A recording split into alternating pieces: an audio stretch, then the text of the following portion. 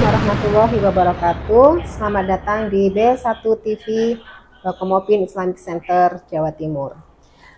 Kali ini kita kedatangan tamu narasumber Ustadz Muhammad Febri Humain Zakaria Yahya. Beliau adalah salah satu alumni Pondok Pesantren Mambaus Sholihin Suci Gresik. Selamat siang Ustadz. Selamat siang Ustazah. Waalaikumsalam. Ya Ustadz, ini kan kita lagi membahas tentang fenomena yang sekarang ini ya, tentang pemuda. Karena ini adalah Ustadz muda kita. Beliau juga adalah seorang guru yang mengajar di MI Unggulan As'adah Benowo. Oke. Nah, ini tentang fenomena remaja pemuda kita, Subanul Yaum Rizalul God, yang artinya pemuda sekarang adalah calon pemimpin masa depan. Apa Ustadz? Menurut Ustadz, apa statement yang Ustadz berikan untuk pemuda masa depan kita? Ya, terima kasih Ustazah Ibit untuk waktu yang sudah diberikan kepada saya. Jadi sebelumnya, Assalamualaikum warahmatullahi wabarakatuh. Perkenalkan, nama saya Muhammad Febri Humain Zakaria Yahya.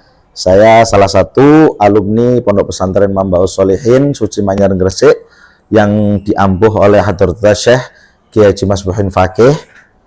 Semoga beliau selalu panjang umur dan sehat selalu. Terkait fenomena yang terjadi di akhir-akhir ini, yang mana banyak sekali para pemuda-pemuda, terutama pemuda-pemuda yang hidupnya di kalangan perkotaan, itu banyak sekali mereka yang cenderung lebih mementingkan kehidupan sekarang. Kenapa seperti itu? Karena mereka beranggapan bahwasannya kehidupan yang harus dilakukan itu adalah kehidupan yang sekarang. Kehidupan yang akan datang seakan-akan mereka abaikan. Contohnya Ustadz, kegiatan apa itu? Lah, contohnya kan seperti apa? Gen Z gitu ya. Sekarang itu iya, Gen Z. Gitu ya. Jadi lebih cenderung itu lebih aktif di dunia sosial media. Padahal di sosial media sendiri itu banyak sekali mudarat ataupun hal-hal yang negatif yang nantinya bisa merubah kepribadian anak-anak zaman sekarang. Contoh saja, dulu di kalangan pesantren itu anak muda itu lebih gemar mereka itu bermutolaah untuk kajian-kajian Islam. Lah, dengan berubahnya zaman, dengan lebih canggihnya teknologi sekarang, sehingga anak sekarang itu sangat sulit kita ajak untuk bermutolaah, Ustazah. Jadi mereka itu lebih cenderung lebih effort, lebih semangat ketika mereka itu diajak di dalam dunia-dunia luar. Jadi kesannya itu dunia pendidikan agama ini sangat diketersampingkan, dinomorduakan. Bahkan ini pernah sesekali saya juga di wilayah rumah saya juga, saya Ketua IKSABA, Ikatan Alumni dan Santri se-Surabaya Barat. Kemudian saya juga aktif di Ansor, dan juga bahkan saya membentuk Ikatan Pemuda Nahdlatul Ulama di wilayah Kecamatan Benowo. Itu jujur saya awalnya sangat sulit dan sangat berat. Kenapa seperti itu? Karena anak sekarang itu tidak mengetahui sama sekali apa Ansor itu seperti apa, kemudian IPNU, IPPNU itu apa. Mereka sangat kurang mengenal, gitu. Bahkan ketika saya ajak datang ke masjid, ayo ke masjid, mereka tuh sangat sulit. Kenapa? Karena asumsi mereka ketika mereka diajak ke masjid, orang yang masuk masjid itu satu, mereka yang harus ahli ibadah. Yang kedua, mereka yang ahli baca kitab, yang bisa baca Al-Quran dengan fasih dan benar. Nah, sedangkan kehidupan remaja sekarang, mereka itu sangat jauh dengan hal seperti itu.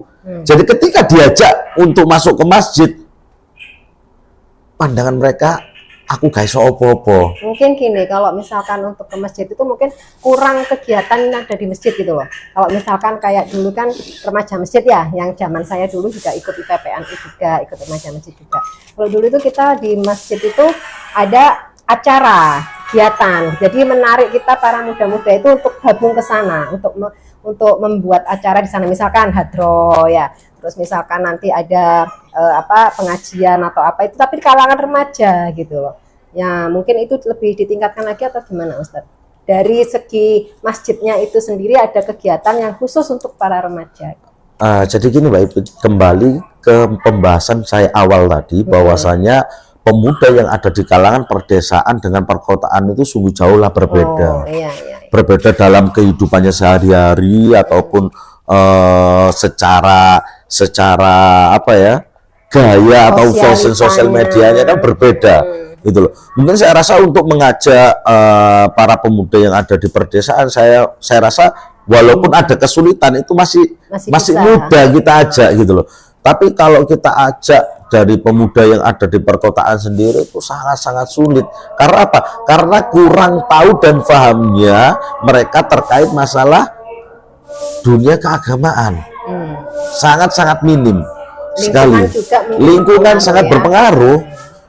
Kemudian padahal di dalam hadis baginda Rasul Muhammad SAW juga menjelaskan di situ ada subhanul yaum rijalul ghad.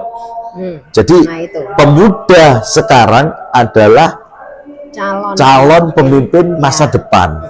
Lah, yang diharapkan di sini apa? Lah, para generasi sekarang itu diharapkan benar-benar mempunyai dasar secara pendidikan, secara moral untuk menyongsong di era-era yang akan datang. Harus dipersiapkan mulai sekarang. Betul sekali Ustaz David. Seperti itu. Lah, anak sekarang itu terlena dengan kehidupan sekarang yang sudah dijalani. Makanya ada pepatah mengatakan laisal fata may yaqulu hada ana. Laisal fata may yaqulu hada abi, hada ummi, au hada jaddati, walakinnal fata may yaqulu hada ana. Apa yang dimaksud di sini? Laisal fata may yaqulu hada abi. Jangan kamu selalu mengatakan, selalu mengandalkan itu loh bapakku. Laisal fata may yaqulu hada ummi. Bukan dikatakan seorang pemuda itu yang selalu mengatakan itu ibuku, seorang seperti ini. Walakinnal fata may yaqulu hada ana. Jadi dikatakan seorang pemuda itu yang di mana-mana dia selalu mengatakan inilah saya. Gitu. Inilah saya bukan berarti kita menyombongkan diri kita, tidak. Melainkan di situ kita dituntut bagaimana kita sebagai pemuda harus mempunyai kreativitas, inovasi-inovasi yang baru untuk menunjang kehidupan kita yang akan datang. Seperti itu. Karena anak sekarang itu banyak sekali yang minder. Aku nggak bisa, aku banyak kekurangan.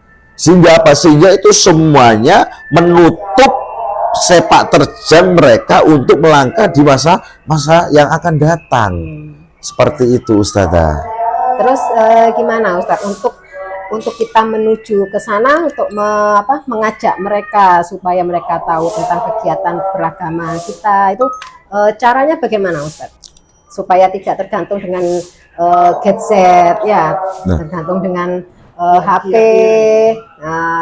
sosial media yang negatif lah. Bagaimana itu Ustaz?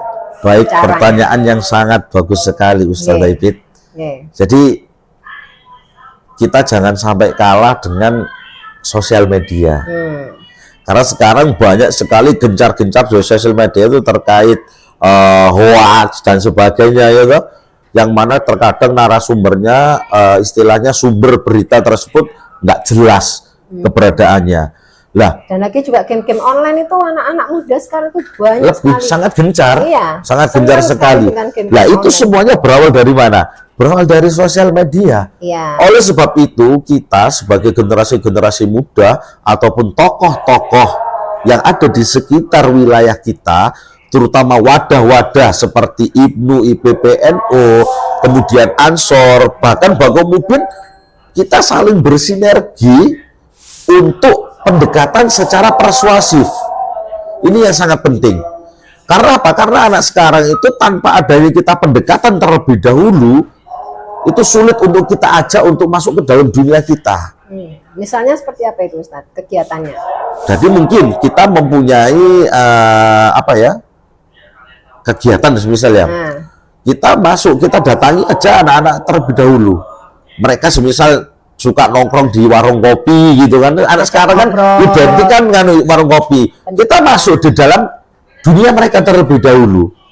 Lah, kita masuk di dunia mereka ketika mereka sudah enjoy dengan kita, kemudian mereka sudah asik dengan kita, mereka menerima dengan kedatangan kita, lambat laun mereka nantinya kita tarik di dalam kehidupan kita itu lebih mudah. Kita ajak di dalam kegiatan-kegiatan kita itu jauh lebih mudah daripada langsung kita doktrin, oh kon ini haram, ini nggak boleh, ini mereka lebih menentang seperti itu. Tapi kalau kita ajak dengan pendekatan secara persuasif, kita ajak door to door, kita ajak ngobrol, apa sih, kenapa kamu kok kita ajak ke masjid itu nggak mau, kita ajak kegiatan-kegiatan keagamaan itu kok sangat sulit. Di situ mereka akan membuka. Ternyata 85% ketika saya terjun di lapangan terkait permasalahan yang dimiliki anak pemuda sekarang, mereka itu minder. Gitu. Mereka itu malu, nggak pede, merasa dia itu nggak memiliki kemampuan, merasa nggak bisa ngaji, merasa tidak bisa mengaji, merasa takut kalau ke masjid nanti dibully atau gimana. Kemudian usulan saya juga mungkin untuk para pengurus masjid maupun pengurus musola, kalau bisa masjid dan musola itu tidak melulu kita adakan kegiatan itu dengan konteks keagamaan. Karena apa? Kalau kita gunakan konteks keagamaan, terkadang anak pemuda sekarang itu nggak mau datang. Jadi kok, gitu. Kita buat bagaimana program kegiatan ini memang dalam ruang lingkup keagamaan, tetapi dibuat semenarik mungkin. Semenarik mungkin. Dengan mengikuti anak-anak zaman sekarang seperti itu. Karena beberapa kali saya sudah membuktikan kalau anak kita ajak kajian, ayo melakukan kajian ke masjid. Tuh aku gak iso ngono-ngono iku. Ngapunten. Tapi kalau kita ajak ayo bahas gini, berbondong-bondong. Padahal mereka nggak tahu di belakang itu saya susupi terkait masalah keagamaan. Gitu. Makanya saya juga pernah mengajak anak-anak itu terkait belajar khotib, kemudian belajar Bilal Jumat, Bilal Taraweh. Jujur, banyak sekali usia-usia produktif dari 20 tahun sampai 30 tahun Bilal Taraweh itu nggak bisa, Ustazah. Miris sekali. Sangat-sangat miris, gitu loh. Nah, ini beban moral bagi kita, bagaimana cara kita untuk merubah stigma-stigma negatif para pemuda sekarang sehingga mereka mau merubah dirinya. Karena Allah sudah mengatakan Allah tidak akan merubah suatu kaum selama kaum tersebut merubah sendirinya. Itu banyak sekali dari Bapak Proklamator Indonesia, Bapak Insinyur Soekarno mengatakan, beri saya 3 pemuda itu akan mau menggoncangkan dunia. Berarti power pemuda ini kan sangat besar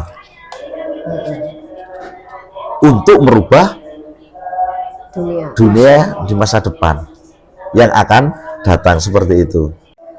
Untuk terakhir kalinya, boleh kita dengarkan statement terakhir dari Ustadz Febri untuk pemuda kita masa kini sebagai calon pemimpin untuk masa depan. Silakan Ustadz. Ya, terima kasih Ustazah Ibit untuk waktu yang sudah diberikan kepada saya. Cuma sebelum saya akhiri di sini saya berpesan kepada seluruh pemuda-pemudi se-Islam, se-Muslim, harapan saya janganlah kalian merasa tidak mempunyai kemampuan. Karena Allah ketika menciptakan makhluk di dunia ini, tidak ada satupun yang tidak mempunyai kelebihan. Karena sesungguhnya manusia di dunia ini adalah menjadi khalifah, pemimpin, terutama memimpin diri kita sendiri. Oleh sebab itu, untuk adik-adikku semuanya, para pemuda-pemudi, mari kita gunakan waktu kita dengan sebaik-baiknya, dengan kita gunakan kegiatan-kegiatan positif yang nantinya akan menjadikan kehidupan kita yang akan datang semakin lebih baik lagi. Hindari hal-hal yang nantinya akan merugikan diri kalian sendiri, terutama dan pada umumnya untuk keluarga kalian. Cukup sekian dari saya. Ihdinas siratal mustaqim. Astaghfiru minkum idza wajadtum min al-khati'at fastabiqul khairat. Wassalamualaikum warahmatullahi wabarakatuh. Waalaikumsalam warahmatullahi wabarakatuh. Baiklah, seperti itu tadi kita sudah mendengarkan penjelasan dari Ustadz Febri tentang pemuda di masa depan. Jadi Allah tidak akan merubah suatu kaum sebelum kaum itu mau merubah dirinya sendiri. Terima kasih. Wassalamualaikum warahmatullahi wabarakatuh. Waalaikumsalam warahmatullahi wabarakatuh.